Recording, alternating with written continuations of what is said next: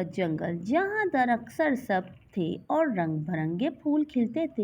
एक छोटा सा निराला खरगोश रहता था जिसका नाम गोगू था। वो बहुत शरारती था, हर वक्त जंगल में खेलते और उछलने कूदने में मसरूफ रहता। एक दिन गोगू नन्ही प्यारी बच्ची जरवी से मिला।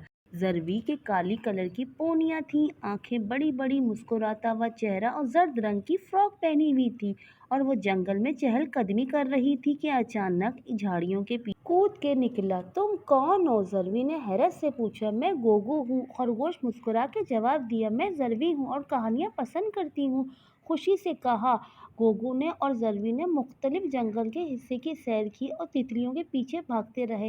एक दरख्त के नीचे आराम भी किया। दरिया के किनारे छोटे बड़े पत्थर एक दूसरे पर फेंक कर मौज मस्ती करते रहे। लेकिन अचानक से बादल के गरजने की मूसलाधार बारिश शुरू होने लगी। जरवी घबरा गई, लेकिन गोगू ने एक दरख्त के नीचे उसे पनाह देने को कहा और वो दोनों बैठ के बारिश रुकने का इंतजार कर रहे थे। मैं तुम्हारी बेहतरीन दोस्त बनना चाहती हूँ, गोगू ने जरवी से कहा। खुशी से जवाब दिया।